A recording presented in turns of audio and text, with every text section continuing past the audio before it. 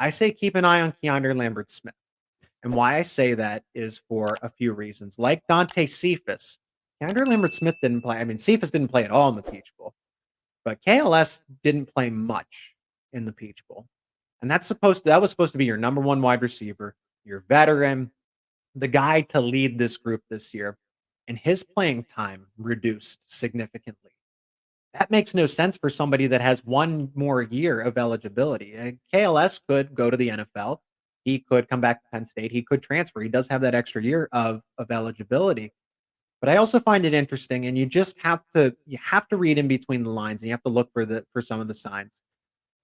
Who knows what to make of this exactly? But KeAndre Lambert-Smith, and maybe he wasn't exactly referring to playing time or anything else, but seemed a little disgruntled with a social media post back in December.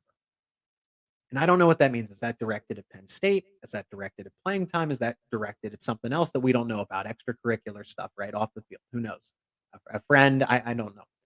But what if he had a conversation with the Penn State coaching staff about what's going to happen in 2024 and he didn't exactly like it? KLS has been relatively quiet. Everybody else has put out their decisions and kind of announced everybody that was 50-50 of going to the draft or coming back. And Lambert-Smith has been very quiet. And sometimes actions speak louder than words. Silence is deafening. So we'll see. He still has a couple of more days to make a decision here.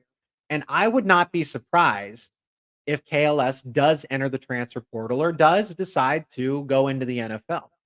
We're seeing guys like Cam Ward. I never thought of Cam Ward as a serious NFL draft prospect since he's been around Incarnate Word and then going to Washington State, really just 1 year everywhere. I thought he needed more college football to be considered a serious draft pick.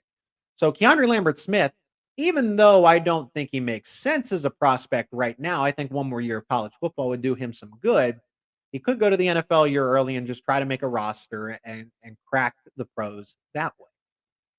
However, at Penn State, his spot is not secure. People have made a good point about this, and I'll shout out Happy Valley Recruiting on X, formerly known as Twitter, making the point that KeAndre Lambert-Smith probably has been relegated from that number one wide receiver, the X or the Z, down to the slot, and that's not a guarantee.